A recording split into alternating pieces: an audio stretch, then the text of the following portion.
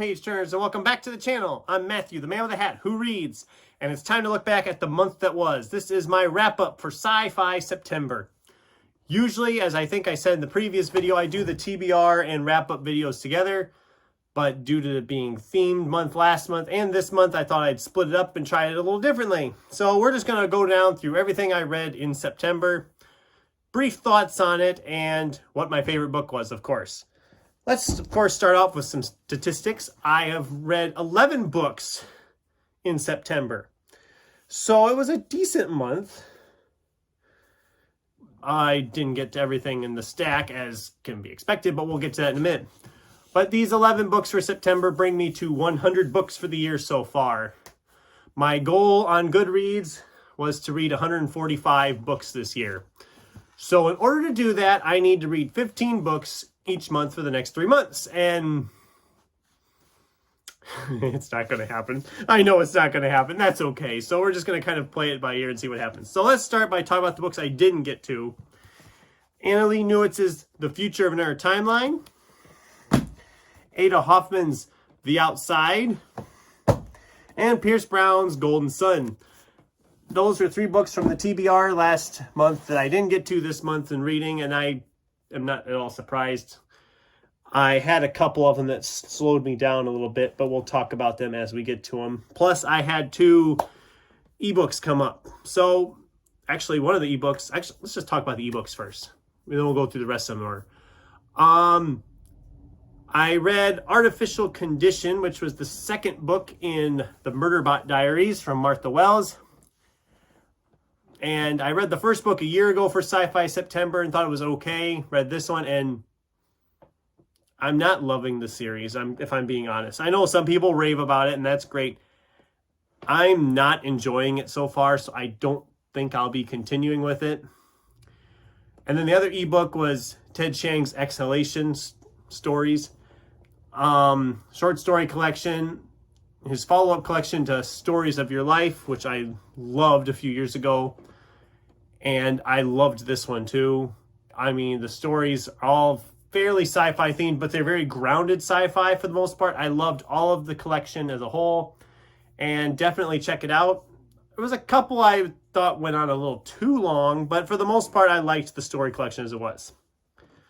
So now let's get into the physical books. So first one I finished for the month was Matthew Stover's Luke Skywalker and the Shadows of Mindor. This is a Star Wars novel set about 5 years after A New Hope. I, for the most part, enjoyed this. I did have a few little issues with it at the very end, but as a whole, I did enjoy how this one played out. I thought it was a very interesting way of doing it. And Matthew Stover always kind of dives you in more into the mindsets of the characters, which I love. So this was a really decent Star Wars adventure. It actually made my list of favorite Star Wars novels when I published that here a few weeks ago.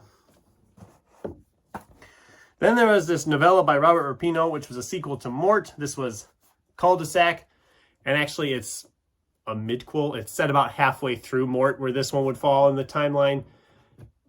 But once again, I enjoyed going back to this world, and I'm going to start trying to get my hands on the next book in the series because I love this whole concept where ants rose up out of the ground, took over the world, and then released pheromones that made all the animals essentially smart. Their paws become hands. They become able to talk and take on human characteristics. And I love that. The whole war thing is fun. It's just as I said about Mort, it's like if Stephen King wrote Animal Farm. That's what it very much feels like. So if that sounds as awesome to you as it did to me, there you go. It's perfect.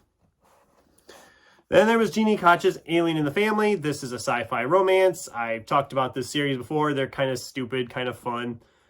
This one was fun, although it felt like we had the climax and then we went on for another 100 pages. So this one felt a little long to me. It wasn't too bad. I still enjoyed it, and I still might continue on a little bit with the series.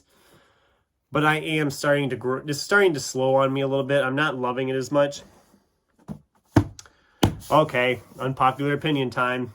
James S.A. Corey's Leviathan Wakes. This one is a thick boy, and it took me a long time to get through this one. I won't say I hated it. I really had a hard time with it. I just didn't, it just felt like I wasn't connecting with it. I know people love this. They love the adaptation.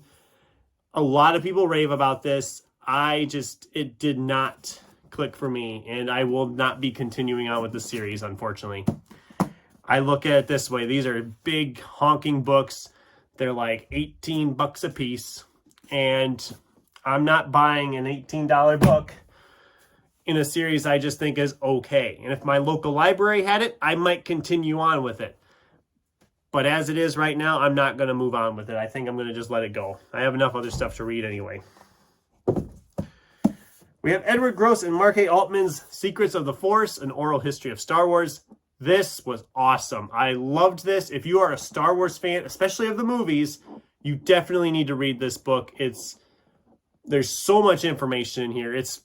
And it moves because a lot of it is split up like this. I don't know if you can see. It's kind of split in with all these different people talking.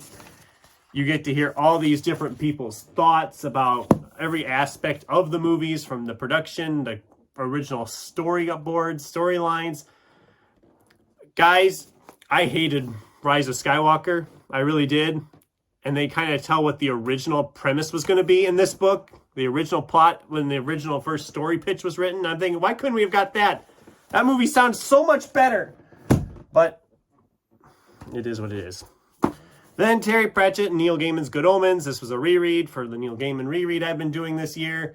I still loved this. It's still a favorite of mine. Still a 5-star. Cameron Hurley's The Light Brigade. I did a review about this. I'm not going to rehash over that. I was disappointed. People like it. That's great, but it wasn't for me. Well, we're moving right along. This next one worried me. And these last two of the month, I actually finished on the last day of the month. So I really scrambled to get through these. But I almost didn't read Empire of Silence because I was worried, because everybody loves this book. Same as I thought everybody loved Leviathan Wakes. I thought, I did not love that. What if I had the same thing happen with this one? And it's thick. I loved this. I have a review coming later this week. I'll go into more depth there, but this was fantastic. And if you've read it, you know what I mean. And if you haven't read it, you should. And then finally, John Mars's The Minders. This was the last book I finished up for September. This was more of a thriller with some sci-fi elements, but not really a strictly sci-fi. And I loved his first one. I read the one. I loved its follow-up, The Passengers, which is kind of in the same universe. This one is also in that same kind of universe, but this one I really struggled with. Again, it moves pretty quickly, so that helps. But this was, I think, the weakest of the three I've read of his so far, and it's one I actually don't ever care to revisit. I had so many questions. The whole concept is that they're worried about national security, so they hide all the secrets and implant them into these 5 random people's brains and just turn them loose because they don't think anybody will be able to find them. I'm thinking the logic of that is the stupidest thing. Why would you put all the secrets of your government into these 5 random people and they can access it? They can read everything, see everything. It